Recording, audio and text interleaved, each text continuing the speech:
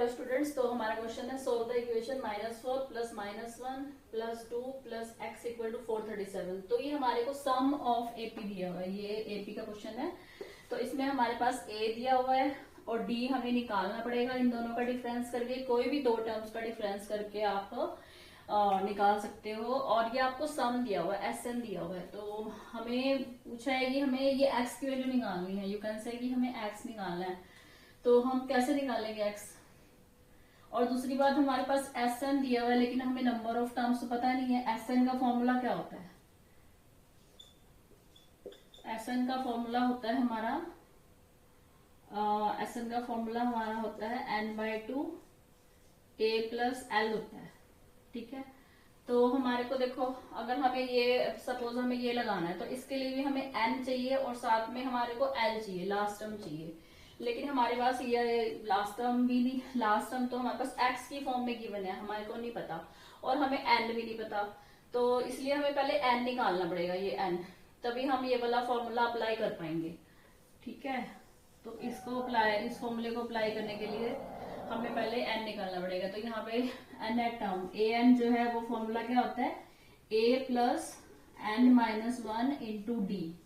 ठीक है, तो an मतलब n एट टर्म मतलब x। तो x दिया हुआ है हमारे पास, a प्लस में n-1, तो n तो हमें पता ही नहीं है, हमें निकालना है। तो n को हम n लिख देंगे और d हमें पता है। देखो इन दोनों का डिफरेंस निकालेंगे तो a हमारे पास -4 है और d जो है वो हमारा है -1 -4, तो -1 plus 4 which is equal to 3।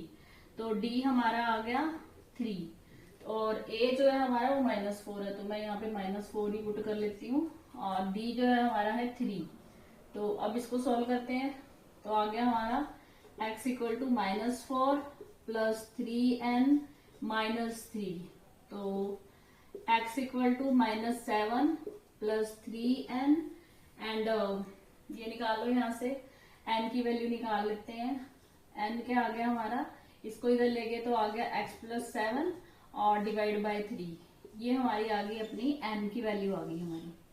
ठीक है जी, देखो ये समझ आया हमें ये निकालना ही क्यों पड़ा, क्योंकि अगर हमें ये SN पुट करना है तो एनी हाउ हमें n की वैल्यू पता होनी चाहिए। तो n की वैल्यू हम कैसे निकालेंगे, n की वैल्यू के लिए हम n एट टर्म, हमें लास्ट टर्म हमें पता है which is equal to x। तो x equal to a plus n minus, ये हमारा फॉर्मूला है n एट टर्म का। तो -4 प्लस n माइनस ये पुट कर दिया हमने, यहां से हमने निकाल ली x की वैल्यू। तो अब हमारे पास ये आ गया। अब हमारे पास ये फॉर्मूला है, इस फॉर्मूले में पुट कर देते हैं इसको। देखो ये हमारा फॉर्मूला है SN की जगह हमने रख दिया 437 इक्वल टू n क्या निकाला है हमने, n हमने निकाला है x प्लस 7 बाई 3 और इसके बाद डिवाइड बाय 2। ठीक है, तो फर्स्ट टर्म हमारी है -4 और लास्ट टर्म हमारी है x। ठीक है, तो अब इसको सॉल्व कर लेते हैं। तो कैसे करेंगे, ये इसको सोल्व कर लो, ये आ जाएगा x प्लस 7 डिवाइड बाय 3, टू जो ये डिवाइड बाय 2 है तो 1/2 हो जाएगा, तो ये आ जाएगा 6। तो 437 -4 प्लस x। तो अगर आपको ये भी इसमें कंफ्यूजन है तो अब देखो ऐसे कर लिया करो इसको।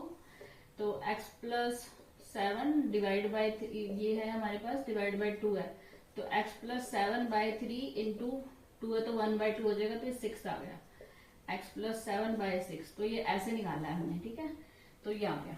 अब इसको मल्टीप्लाई कर लो, तो कैलकुलेशन इसकी है हमारी यहाँ पे, ये रह जाएगा, इसको मैंने ऐसे लिख लेते हैं।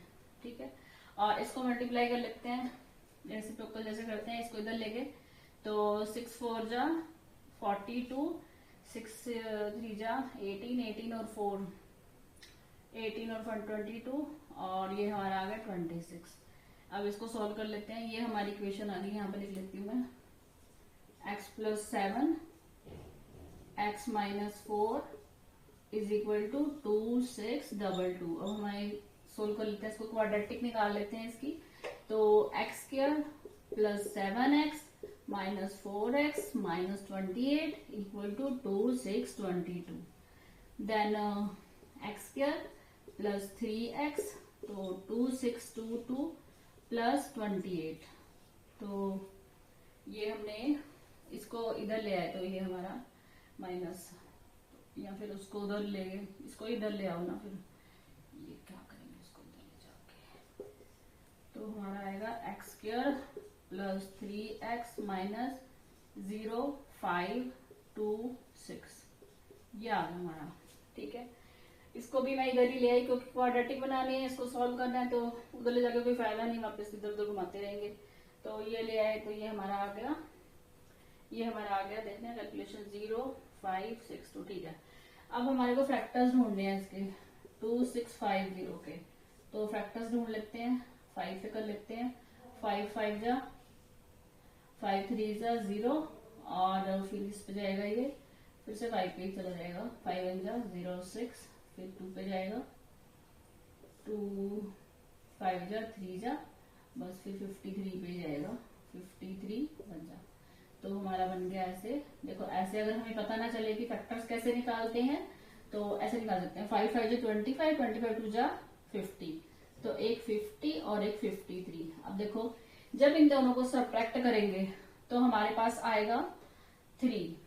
अगर हम प्लस का 53 लेते हैं और माइनस का 50 लेंगे, इसमें से देखो यहां से बनाए हैं हमने क्वाड्रेट, प्राइम फैक्टराइजेशन से हम निकाल सकते हैं। तो ये हमने निकाल लिया इस तरह से, प्लस 53 माइनस 50। तो अब निकाल लेते हैं यहाँ पे, जब इन दोनों को मल्टीप्लाई करेंगे तो ये बन रहा है, और एक टर्म माइनस के रखेंगे, लेकिन प्लस वाली लेंगे हम, ये बड़े वाली टर्म। बड़े वाली प्लस वाली क्यों ली, क्योंकि यहाँ प्लस 3x है। ठीक है, तो ये हमारा आ गया। अब एक्स स्क्वायर, एक्स कॉमन ले लेते हैं, तो आया x प्लस 53 माइनस में 50 आया x प्लस, माइनस कॉमन आ गया x प्लस 53। ठीक है, तो हमारे आगे वेक्टर्स x माइनस 50 और x प्लस 53। तो x की वैल्यू जो है वो हमारी आई 50, x की वैल्यू हमारी आएगी 50, तो x जो है वो नेगेटिव नहीं होगा।